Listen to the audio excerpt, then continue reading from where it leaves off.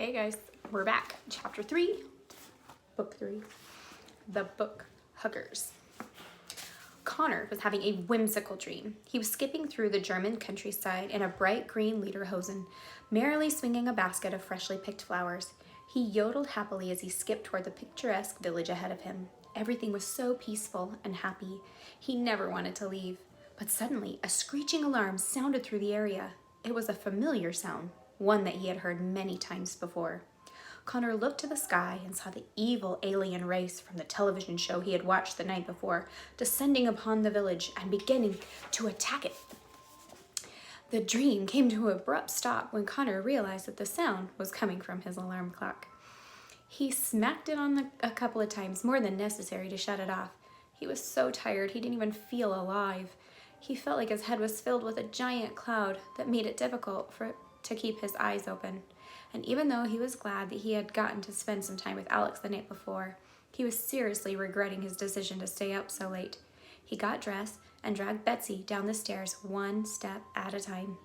Bob and Charlotte were waiting for him by the front door. He had always been morning people, a race Connor never understood. "Ready, champ?" Bob asked, spinning his car keys in his hand. Connor grunted something that sounded like a yes. Charlotte had an early morning at the hospital and was already dressed for work. She had put her arms around her son and hugged him tightly. "Make good choices, Connor," she said, "but most important, have fun." "Mom, I can't go to Germany if you're still hugging me," Connor wheezed through her tight grip. "I just need another moment," Charlotte said. "You're the only kid I have left to hug." Once his mother finally let go, Connor threw his suitcase into the back of Bob's car and they left the house. They stopped at the fast food drive-in for a greasy breakfast, one they hadn't gotten away with if Charlotte was with them, and headed to the airport. Bob happily reminisced about his own European adventures as they drove. Connor faded in and out of the conversation. The subtle bumps and vibrations of the car kept putting him to sleep. Eventually they arrived at the airport and Bob pulled up to the curbside. "Before you get out, there's something I wanted to give you," Bob said in a very serious tone. "It isn't the birds and the bees talk, is it?" Connor asked, feeling the worst. "Because I've already seen all the videos at school." No," Bob said. He paused for a moment, wondering if it was a talk that he should have been giving him instead, but then proceeded as planned. "I got you something that your mom doesn't know about." Bob reached into his front pocket and pulled out a credit card. He handed it to his stepson, and Connor was shocked to see Connor Jonathan Bailey written across the top. That's my name," Connor said. "You got me a credit card, Bob?" "I did," Bob said. "The PIN number is the year that you were born. It's only for emergencies and only for this trip. Do you understand? As soon as you come back home safe and sound, I'm going to take it back. I know your mom is against things like this, but I'd rather that you were safe than sorry. So it's our little secret, okay?" Connor excitedly bobbed his head up and down. "Absolutely, Bob, you're slowly being my favorite person ever. Thank you so much." Bob smiled and chuckled to himself. "Glad to hear it." He patted Connor on the back. "You're my family, Connor. I need to make sure that you're all right. Now go have an adventure. I mean, one by normal standards. Try to avoid the evil enchantress and talking animals as much as possible." Connor spotted Mrs. Peters standing outside the terminal entrance. She was surrounded by a group of 4 girls from school who had just also arrived. As excited as he was about the trip, Connor wasn't looking forward to traveling with these girls. "Don't worry," Connor assured Bob. "The scariest thing on this trip is waiting for me over there."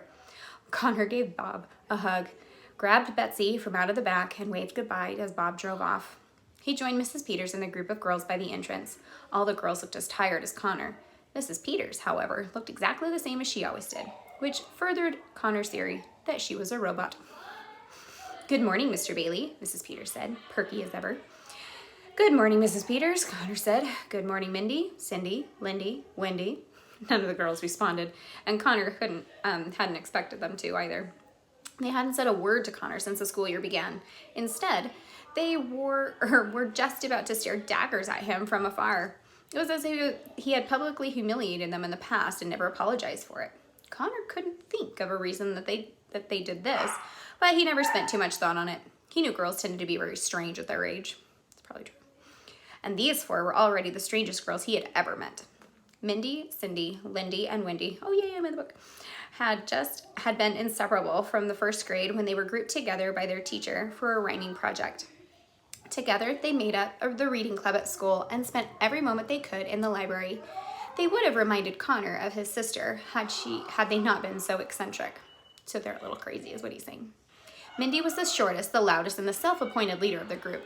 She wore her hair in pigtails every day that she was contractually obligated to. Cindy was the youngest, to this day proudly told everyone that she had skipped kindergarten. She had a mouthful of braces with enough metal to build a satellite.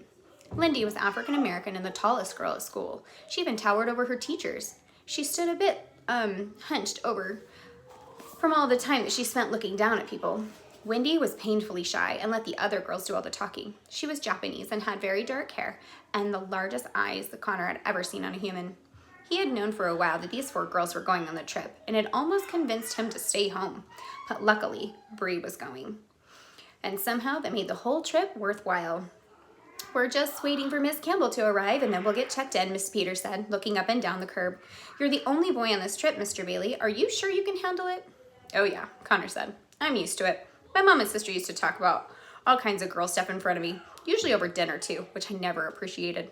The girls exchanged dramatic eye rolls with one another as soon as Connor mentioned his sister. He couldn't figure out what the problem was. "Oh, here comes Miss Campbell," Miss Peters said. Connor jerked his head in the direction she was looking and saw Bree Campbell walking toward them. The exhausting clouds filling his head instantly deflated. Just seeing her made Connor feel like he had drunk 5 energy drinks. Bree Campbell was like any other girl Connor had ever met. She was always very calm and cool, never raised her voice for anything, and never seemed to let anything or anyone affect her in any way. She had blonde hair with a streak of pink and blue in her bangs. She usually wore her bracelets and wristbands by the dozens, always wore a purple beanie, and had an earbud plugged into one ear whenever she could. "Good morning, Miss Campbell," Miss Peters said. "Good morning, everyone," Bree said with a yawn. She even yawned cooler than anyone else, Connor thought. He's so funny. "Let's go inside and get checked in," Miss Peters instructed, and they followed her with their luggage. One by one, they showed their passports to the lady behind the counter and checked into their flight. Connor was standing in line right behind Bree. He couldn't explain the anxiety that she caused him. He was so excited to be near her, yet terrified at the same time. It's probably it's love. That's love, guys. "She's just a girl, not a python," he said to himself over and over in his head. "Be cool. Try not to be funny. Or don't try to be funny. Just act normal. And then when you get back home, you can see a doctor about this." Mindy, Cindy, Lindy, and Wendy are in row 31, seats A, B, C, and D. Miss Peters said as she passed out their plane tickets, and Connor and Bree are in row 32, seats A and B.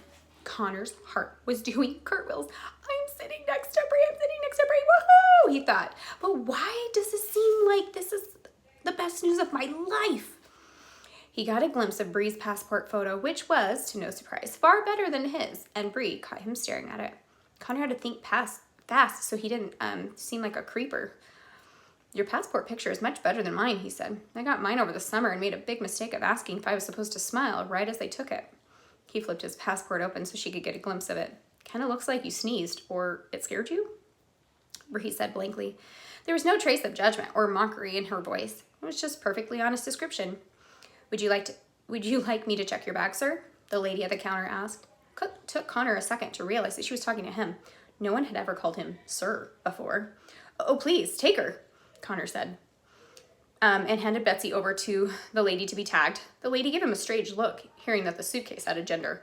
"I mean, take the suitcase."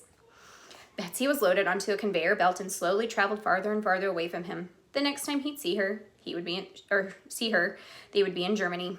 Connor and the girls went through the security line, and their group was boarding the plane within the hour. The plane was massive. Connor couldn't wrap his head around how something so big could get into the air. Even after witnessing all of the magical things he had seen in the land of stories, it was still fascinating to him. They walked down the aisle and found their seats. Connor gulped when he realized how long that he would have to spend in such a small area. "Where's your seat, Miss Peters?" Mindy asked. All of the seats around them were filling up fast.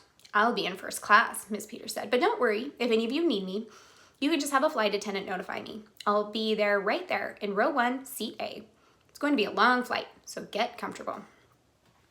And with that, Miss Peters promptly turned on her heel and pushed her way past the oncoming travelers to the front of the plane. Connor sat down in his seat by the window, and Bree sat next to him. He stared at the back of the seat in front of him for a moment. He had no idea how to start a conversation with her. Are you okay by the window? Connor asked her. Bree looked confused. But you're by the window, she said. Connor wanted to smack his head against that stupid window. Yeah, we're off to a good start. Oh, right. I meant to ask if you wanted to sit by the window, he said. I wouldn't mind switching seats. I'll be fine, she said. I'm just going to read for probably most of the flight anyways. She gestured to a bag, and Connor saw it was full of thick murder mystery novels. Bree kept getting cooler by the second. Great. Let me know if you change your mind, Connor said, and returned to staring at the seat in front of him until he thought of something else to say. So, Ms. Peters was telling me you like to write too, huh? Uh-huh, Bree nodded. Short stories, mostly. I read some of yours when I TA'd for Ms. York last year. They're cute. They remind me of these classic fairy tales. A TA means teacher's assistant, if you didn't know that. Connor couldn't believe his ears. Wait, you've read my stories? Yup, Bree said. I like them a lot, especially the one about the Kirby tree and the walking fish. Those were very clever. Thanks, Connor said and blushed a deep shade of red. Not only had she read them, but she also remembered them. They were originally called The Kirby Giraffe and The Flying Frog, but I changed the titles around to sound more, realistic. What kinds of stories do you write? I just finished one called Cemetery of the Undead, Bree said. It's pretty self-explanatory. Connor nodded a little too much to seem normal. Sounds lovely. He felt like an idiot talking about his fairy tales, knowing that she wrote about things like cemeteries and zombies. How was he ever going to convince her that he was cool when she obviously was the coolest person that ever lived? I thought about changing up my genre, Connor said. I think it'd be fun to write a little bit of darker stories about things like that. You know, stories with vampires and werewolves, but no love triangles or anything. Oh, Connor, I forgot to tell you something I was going to ask you, Bree said. Ask me anything, he said. Do you have a crush on me or something? Bree asked him point blank. Oh boy. Connor was positive everything in his body came to a complete stop, starting with his brain. He could feel his cheeks filling with so much blood that he was worried his head might explode. What? He asked, as if she had asked him if he was a leprechaun. No, of course not. Why would you think that? Because you turn bright red and ramble whenever I'm around you, Bree said. She was neither accusatory nor suspicious. She was just stating the fact, calmly as ever. Connor forced a laugh that was a little bit too loud to be genuine. Oh, that's nothing. It's my sodium allergy. He was surprised to say anything as if she was to hear it. Sodium allergy? Bree asked. I've never heard of such a thing. It's very rare. Yep, makes very rare. Connor said, makes me ramble and turn bright red for no apparent reason. So that explains all that. He wasn't sure how far he was planning to go with this. He could tell that she wasn't convinced. Well, duh. Hello. Sorry, I just thought since we were going to be sitting next to each other for about a half a day on this plane, I would ask, Bree said. I appreciate you asking, Connor said. That would have been totally awkward, like just sitting here for hours and hours, one of us crushing on the other one. Glad that's not the case. Connor wanted to die. He fantasized about crawling out the window, curling up on the plane's propeller. He couldn't decide what was more mortifying, giving the impression that he had a crush on her or that there may have been some truth to her suspicion. Connor had never had a crush before. He wouldn't have known it if he had. But before being accused of having it, it slowly dawned on him that must have been his problem. He had a crush on Bree. He looked out the window, too horrified to look at anything else. What was he supposed to do now that he was diagnosed with a crush? Was there some anti-crush pill he could take? Was there a gland in his heart that could be removed? Was it terminal? Soon the plane pulled away from the gate and proceeded to the runway. It took off with a jolt, and Connor watched in amazement as the airport below became smaller and smaller. Amazing, Connor said under his breath. Have you ever flown before? Bree asked him. Not on a plane. Bree squinted. Then what did you fly on? A magic carpet? She asked. It took Connor a moment to realize that she was being sarcastic. I've been ballooning before. It was really neat, but nothing like this. Technology is almost like magic these days. You know, Arthur C. Clarke said that magic is just science we don't understand yet, Bree quoted. Connor smiled. Not always, he said to himself. Pardon? Bree asked. Oh, nothing, Connor said. That's a great quote. Bree narrowed her eyes and stared at him suspiciously. Where did you go ballooning? She asked. It's a long story. Connor shrugged it off. It was with my sister in my grandmother's state, and this was the first time. Oh, and this is my first time being on a plane, though. Looks like you're having all sorts of first experiences, Bree said with a smile of her own. Luckily for Connor, she then popped in her earbud into her other ear and began reading one of her books before he could panic and respond with something else embarrassing. If this was just the beginning of the trip, he didn't want to think about what the rest would entail. Connor wanted to crawl out of his skin, but Bree didn't seem at all affected by their conversation. She just kept turning the pages of her murder mystery novels, completely immersed in every word. An hour or so into the flight, Connor got up to use the restroom. When he exited the shoebox-sized stall, he was accosted by Mindy, Cindy, Lindy, and Wendy. They stood right in front of him, blocking his way back to his seat. Can I help you? Connor asked. We need to talk to you, Mindy said, and they all scowled at him with very serious eyes. They looked like a pack of hungry cats. Here? Connor said. At the bathroom on a moving plane? The girls nodded. We figured it was the best place to talk to you privately, Cindy said. And so you couldn't get away. Connor looked for help, but the nearest flight attendant was serving drinks on the other side of the cabin. Have you been planning this ambush? Connor asked. Wendy nodded. Since the end of the last school year, Lindy said. Okay, Connor said. What's up? All the girls looked up at him, excited to finally interrogate him. How's Alex doing, Connor? Lindy said. She crossed her hands. Her left eyebrow was raised so high it almost touched the ceiling. She's fine. She's going to school and living with my grandma in Vermont. Why do you ask? Mindy threw her hands into the air. Vermont? Vermont, he says. She declared as if Connor had said his sister was living in Mars. Do you have any proof of this? A photo or a postcard? Or with Alex's handwriting, perhaps? You think I'm lying to you? Connor asked. He was beginning to worry that they might be onto something. How much did they already know? Cindy stepped closer to him and looked directly into his eyes. We practically live in the library, and last year we saw some things, some questionable things, she said. Like what? Connor asked. Well, for starters, Alex used to come to the library every day at lunch, and every day she would go to the back and take one book off the shelf. She would hug it and whisper sweet things into its spine. Lindy continued. Why would she do that, Connor? Your sister is the smartest girl in the school, and it was so out of character for her to be talking to inanimate objects, don't you think? Cindy said. Wendy squinted and nodded. You're ambushing me on a plane because my sister hugged a book? Connor asked, trying to make them sound crazy. We think she was talking to someone. She used to say things like, please take me away, and I want to go back. And then, the next thing we know, Alex is gone, Lindy said. Left for Vermont? Or so you say, Cindy said, and swiveled her head. Connor tried to make his face as expressionless as possible. He didn't want to give any hint away about their suspicions were remotely valid. You guys are insane, he said. What are you implying? Do you think that Alex, ran away? Minnie clenched her fists in frustration. I don't know if she ran away, or is working for the government, was abducted by aliens, or something else, she said intensely. All I know is something isn't right, and I know you know the truth. And even if you don't tell us what's going on, we're gonna find out. Because that's what book huggers do, Lindy said. We read about the lies, or we read between the lies and get to the bottom of things. Wendy nodded again and punched the palm of her hand into a threatening manner. The book huggers? Connor asked. That's what we've renamed the reading club, Cindy said, in honor of Alex, wherever she is. However close they were to discovering the truth, they still were the most obnoxious people that Connor had ever had to deal with. And that kept him from spilling any of his family's secrets. I think you guys read too much, he said. He pushed his way through them and went back to his seat. He could feel their cold glares on his back as he went. When Connor sat down, he noticed that Bree wasn't staring as attentively at her book as before, and pulled an earbud out of her ear. Had she been listening to the book huggers assault him?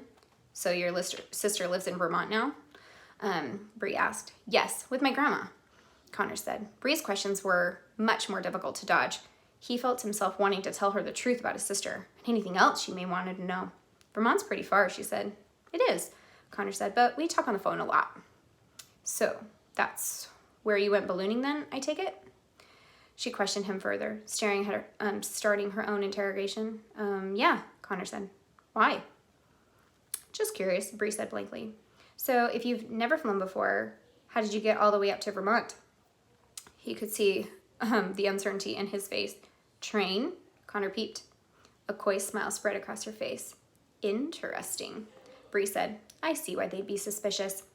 She wasn't looking at him like a boy she thought had a crush on her anymore, but rather she looked at him like she looked at her novels. He was a mystery, and she was now invested. Bree placed the earbud back into her ear and returned to her book, occasionally side-eyeing him over the course of the flight. Connor made himself as comfortable as possible in his tiny seat. His first flight was also undoubtedly to be the longest flight of his life. Oh, yes! It's gonna be chapter 4. Chapter 4 starts A Wedding in the Woods. Boom. Talk to you guys later.